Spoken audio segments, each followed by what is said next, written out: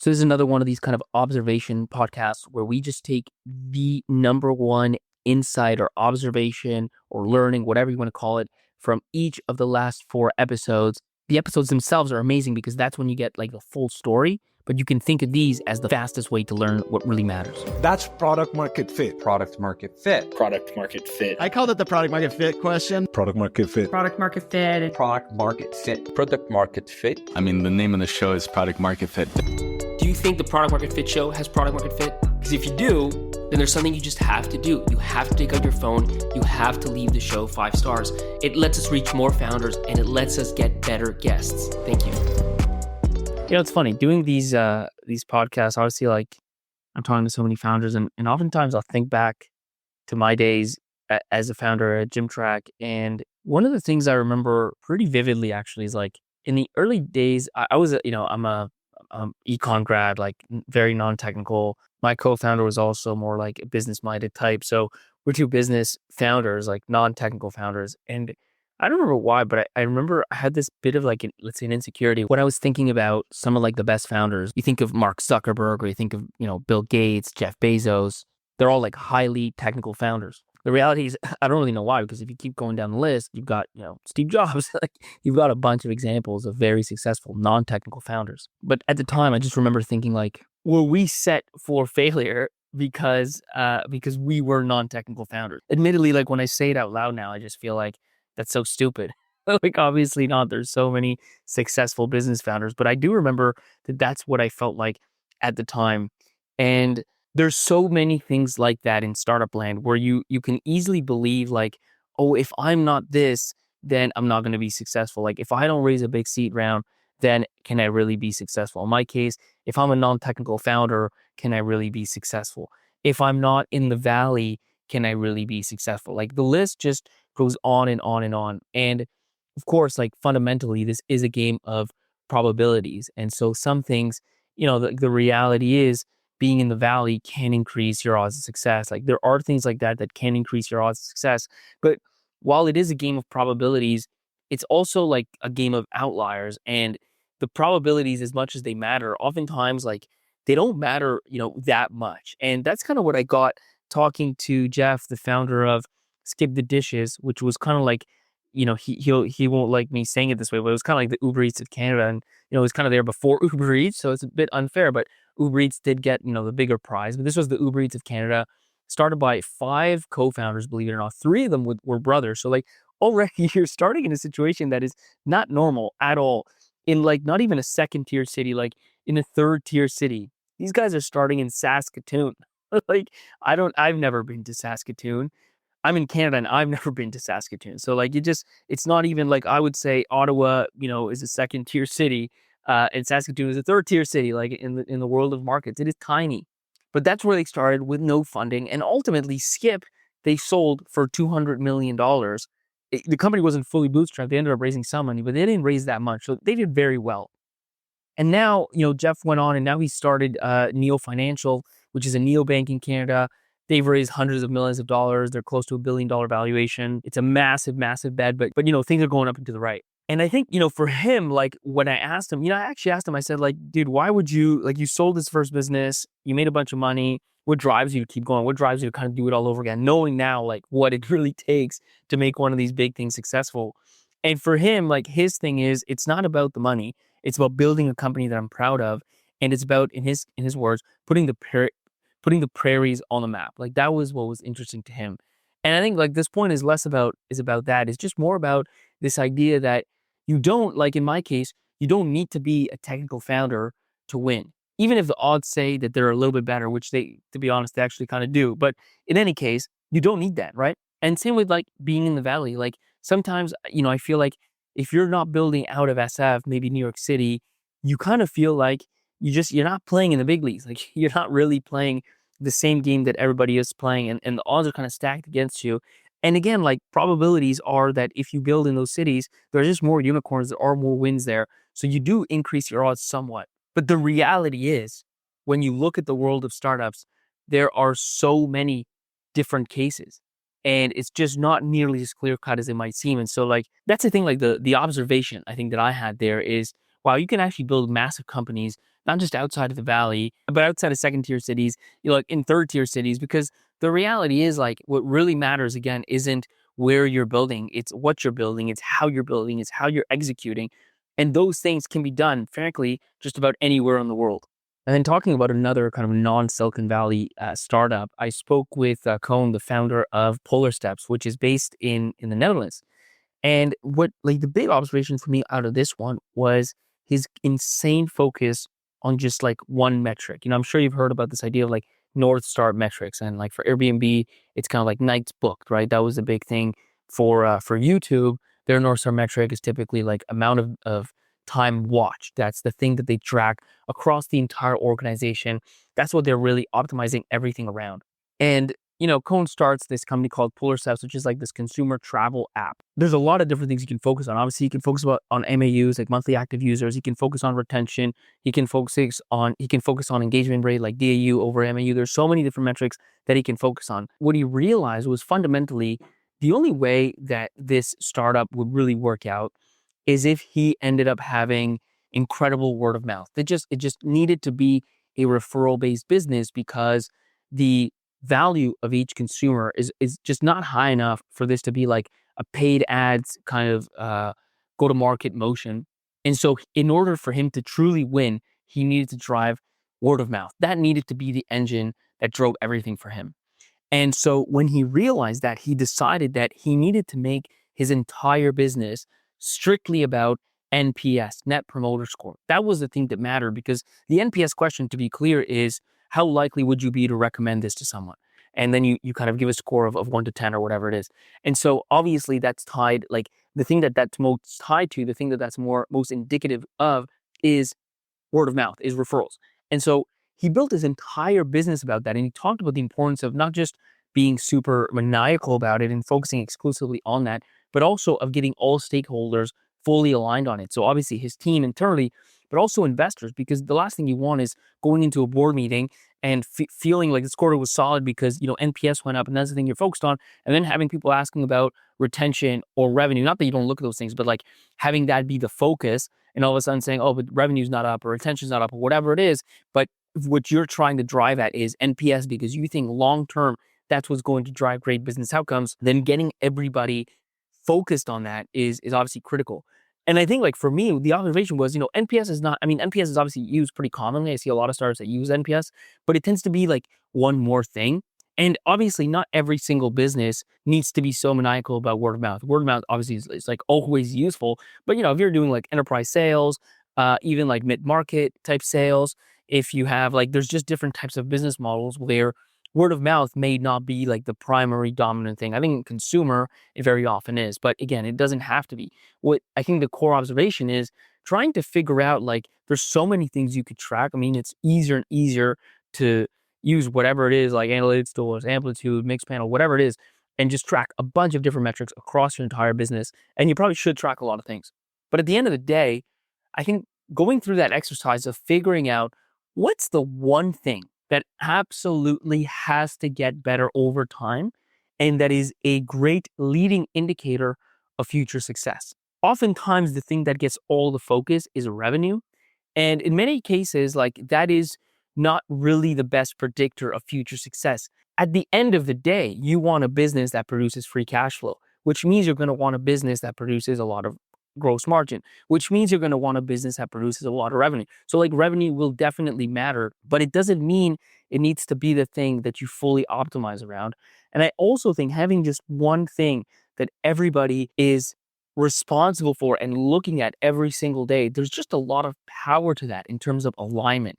So that's, I think, the big observation for me is what is that thing for your business that absolutely must go up into the right every quarter, every year, and that you want all efforts, all spend to ultimately tie into. I was talking to a founder that I work with, like a founder whose company I've invested in, and we were talking about growth this year. He's trying to go from like low single ARR digits to 2x that, like mid to high single ARR digits sort of thing. So he's kind of in that 5 to 10, let's say, ARR range. And we're talking about what are the things that are going to keep driving growth. How do we go from kind of linear growth where we add the same amount of revenue every year to more of compounding growth where the amount of revenue we add each year itself grows so that your growth rate stays constant. If you just think about basically like if you want to do 100% year over year growth, on year one, you go from 1 to 2, you need to add 1 million. On year 2, you go from 2 to 4, you need to add 2. If you keep just adding 1 million every year, you've got linear growth. You go from 1 to 2 to 2 to 3 and so on. And so I'm talking about it and kind of this idea of this silver bullet comes up and he says something like, I don't know if there's going to be a silver bullet. Like I haven't found that silver bullet yet that I can just be like, that's the thing that's going to drive growth. And, it struck me because I think that's very common. Like I think many founders are kind of looking for that viral moment, that silver bullet. I see it even in like, whether it's podcasting or YouTube or whatever, like people expect you do something for a long time and all of a sudden it just ticks off. And I think there's some to that, like Malcolm Gladwell wrote this like tipping point book. And I think in it, he said that, that's how some things work. And maybe it does work that way sometimes. In my experience, it rarely works that way. It's actually more of a consistency story. A lot of these successes, yes, in some ways there are some big catalyst events, but when that does happen, it's actually more just like, maybe good positioning and a lot of luck than anything else.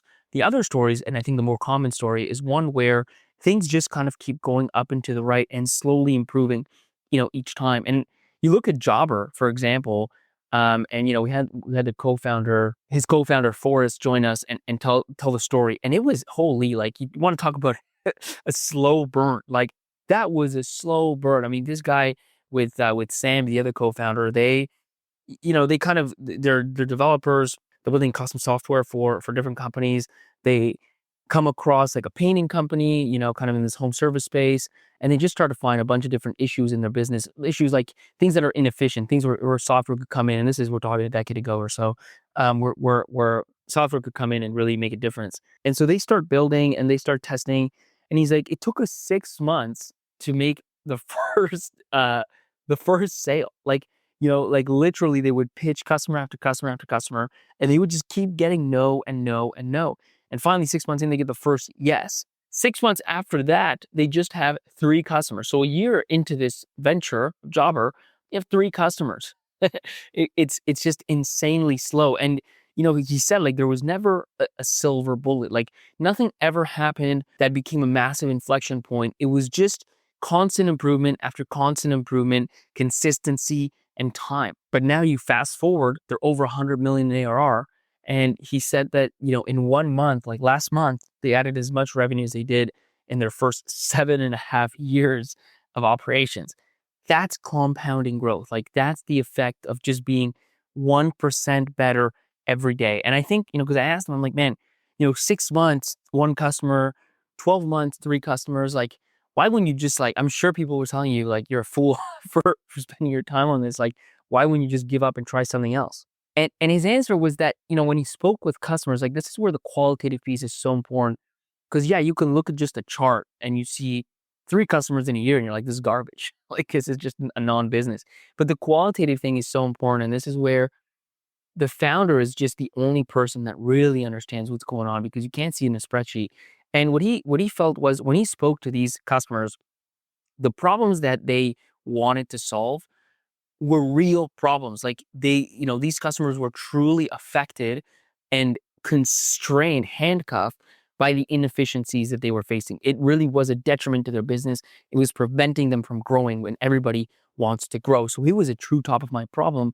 What was happening is that often the product, the way that Jobber was approaching it, their initial solution wasn't really clicking. It wasn't really the thing that these customers wanted, but they felt that they could get there. And so what I think he identified correctly, obviously in hindsight, is a real top of mind problem, a massive market. And maybe the massive market, like I said, is maybe less important, but obviously, like if one painting company has this problem, you see that 10 have it, there's thousands and hundreds of thousands of these painting companies. And then you look at home service companies, like it's clearly a big market. You don't need to do a lot of research to understand that. So you have a big market, you have a top of mind problem, and you have a solvable top of mind problem. Like it's not like they needed some revolutionary new technology to come out and they're hoping, like it's just like you can solve this, but it took them a long time to build effectively the right product. And so that was what was preventing growth.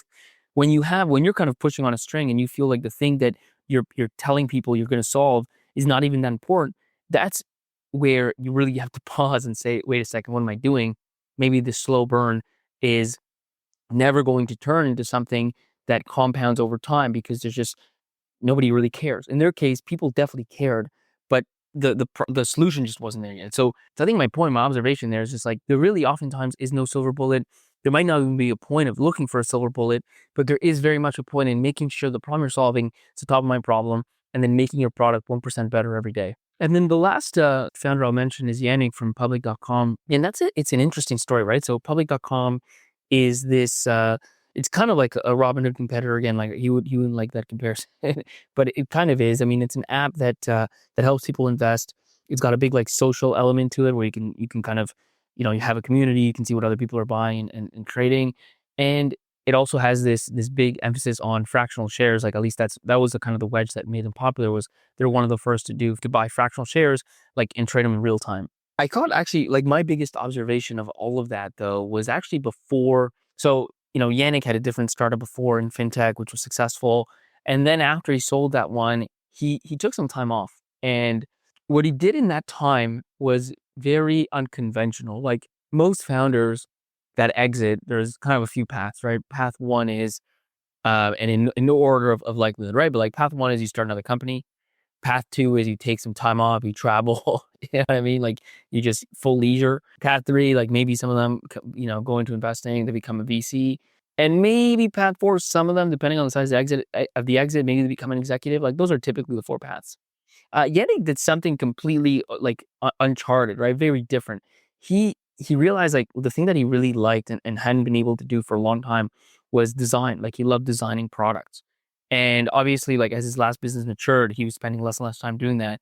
And so he just started like for 6 months, he effectively just became like a designer employed like by contract, right? Here's a guy, a founder, an exited founder, very successful, and he's getting hired out to do product design, right? Like on Figma.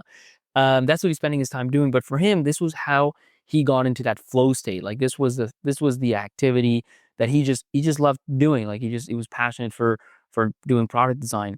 And it was through that that he actually came across this problem. Obviously, he knew enough about fintech, so that was not foreign to him at all. But that's where he started to somehow like stumbled upon, I would say, this problem of a lot of people. He mentioned a lot of people that he knew that were not financially, oriented like him, were not nearly as invested in financial markets as he would have thought. Like he just assumed everybody, owned shares, but he realized a lot of people, they were sitting on 20K, 40K, 50K of just like cash. And they just didn't really know where to start. There was a lot of hype around like maybe stock trading, but not so much knowledge of actually investing. He started to kind of analyze that. He did customer interviews, trying to figure out why. And, ultimately landed on these two ideas. One of them being the social piece, being the fact that a lot of people kind of, it's scary to do something. Like investing can be scary for some people, and it's easier to do things with others than alone. So if you could build these communities that connected people together, maybe it was their friends and family, maybe it wasn't, but you could see what other people were doing. That would be an easier way to get into the game. And then the second thing he realized was there's this, of course, like diversification is super, super important when you go into investing. And yes, there are ways to diversify today. Like you can just buy an ETF that gets the whole S&P 500. You can buy different types of ETFs for different sectors. But what he felt was like there's a psychological element, and people want a little bit, they want to diversify, but they want more control. They want to be able to say, yeah, I want to diversify, but like I want to own, Amazon and Microsoft and Google, and I don't want to own all these other shares that are part of this ETF bucket. I also, I can buy an ETF, but they're going to choose the concentration. I want to choose the concentration. So there's a like part of that is real. Part of that is just, maybe user psychology that they, feels like you want to diversify, but you still want to be the one making the picks. And you kind of can't do that well unless you have a lot of money, because some shares cost $100, some shares cost $2,000. And so if you only have, let's say, $10,000, then, and you want one of the shares that costs $2,000, like the minimum you can put into that from a portfolio allocation perspective is 20% of your portfolio. And so his idea was to do this fractional sharing, which had been done in a few different ways before. But anyways, he was able to do it in real time. And a bunch of different things played out. And anyways, it totally took off. Like, he's a massive company now. But the piece of all that, like I share all that story, but what's important here is how did that all happen in the first place? And what is really important when it comes to a trading app, a consumer app? Like, how important is product design? And I would say it is paramount. Like if you're doing B2B SaaS, design is important. Like it's always going to be important, but it's not that important. There's other things that are more important, like integrations, like pricing, like salesmanship. Like there's just workflows that you set up, like actual functionality, like how much functionality you cover. There's all these other things. But when you think about a consumer app, ease of use, polish, like literally aesthetics, how nice it looks. These things matter to like people who, are using a product or choosing to use that product over another product. And even more so, like a product that they need to constantly engage with, that you want them, quote unquote, addicted to. The reason that he was in this kind of right place, right time was because he allowed himself to go where his interests lied. That was my big observation. This guy could have done anything and decided to become a product designer again because he liked it. There was no other thinking behind it. There was no big vision or big master plan. It was just, I like product design. I haven't been able to do it in a while. I'm going to do that. That's what I'm going to spend my time doing. And because he did that, two things happened. One is he landed on this problem, but two is when he did, his design skills were fresh because obviously the tooling is changing all the time, the requirements are changing all the time, the user expectations are changing all the time. So if you're not refreshing yourself as a product designer, you get stale pretty quickly. But he wasn't stale, and so when he started to feel this problem and lean into it, he was saying he was like so in tune with the product design of that era, of that time, that he was able to just build an app exceptionally quickly, and obviously an app that worked and truly resonated. So I think that ability of figuring out what you really care about, what you can be great at, and kind of just taking the time to master that craft can lead to, it did in Yannick's case, but it can lead to outcomes that are very much unexpected. There's power to becoming really great at something. There's power to going deep on something you really care about. And what can come out of that is really hard to see at the time. And it's probably not the right reason to do it in the first place. But doing something because you're great at it and you love it is a good enough reason in of itself. When I look at all these 4 episodes, like you look at Public, we just talked about, Jobber, Skip the Dishes, Neo, Financial, and Polarsteps, one of the things that really strikes out of me is like a meta observation to tie it all together is how every single one of these founders did something unconventional. And I don't know that you have to do something unconventional to be successful. Maybe you do, maybe you don't, not sure. But I will say that there's a reason why no playbook exists and probably will ever exist when it comes to finding product market fit. There are certainly like best practices to follow, and there's a lot of learning you can do from other examples. And that's the whole point of the show, is building that expertise, building that muscle. But there is no playbook for finding product market fit. You know what? It's kind of like there's no playbook to winning a game. Like I play soccer, right? Like there's no playbook to winning a game. There's strategy, there's best practice. Here's I pass, here's I shoot, here's formations. If this team is playing that way, you should do it this way, etc. But there's no playbook that says if you just follow this playbook, you're going to win every game. It just the world just doesn't work that way. There's way too many variables, way too many factors. Like obviously luck plays a role, but you have the dynamism that plays a role. And so, anyways, like for obvious reasons, it just doesn't exist. And it's the same thing for product market fit. But I think because of that, it leads to a situation where every startup is so unique that you almost have to, as a founder, part of your whole like job is to figure out when the conventional wisdom applies. And frankly, it probably applies most of the time, because there's a reason why many things, like take lean startup principles as an example, like there's a reason why those have become so widely adopted. And I would argue that most of the time they apply. And that goes for most things. But I think what you have to decide is where it doesn't apply. Like a lot of the alpha, let's say, that you're going to get from building a startup, a lot of the reasons for your success are going to be about figuring out what of those conventional wisdoms you don't need to follow in your case for your specific reasons. Like you go through the list, right? Like you're supposed to build in the valley or tier 1 cities. Here's Neo Financial that purposefully didn't do that. And if you look at Skip, it won because of that. Like the reason they were able to do anything was because they built across Canada where nobody was tackling, and in second and then third tier, and then second tier cities where nobody else was playing, and then finally got to the first tier cities, and then Uber Eats comes in, and obviously that was a challenging kind of situation, but they'd already built enough that they still had a solid acquisition. If they would have gone after New York City, they would either have to have raised as much as Travis did, or they'd be another kind of, dead startup that nobody would know about. But instead, it's a successful company specifically because he did something unconventional, built in an unconventional place. You look at Polarsteps. Like normally when you build a consumer app, you care a lot about retention. You care about monetization. You care about DAU over MAU. I'm going to say he didn't care about any of these things, but he purposefully deprioritized these things, went all in on just word of mouth about NPS. That was the one thing that he cared about. And that's not conventional. Again, using NPS is conventional. Making NPS your number one metric above all else is unconventional. And it worked for him. He grew that to $10 million ARR in travel, by the way, where a lot of companies died during COVID. And he actually was he was flat during COVID. Like most companies fell 80, 90%. Travel companies fell 80, 90% during COVID. And he was flat, which being flat doesn't sound great. But when your peers are down 80, 90% and you're flat, that's huge alpha. And a lot of that was because he had that solid kind of engaged community because he'd focused so much on word of mouth. Even like Public, which focused, for 6 months on product design before jumping into his next venture, or Jobber, which was in this super slow burn industry when you're supposed to be in this home run industry that is venture. And both of them are building massive businesses. Like I said, Jobber's over $100 million in revenue. These are unconventional things that make sense for their case. Like for Yannick, it made sense to spend so much time in product design, given that ultimately he built a consumer app where product design is so important.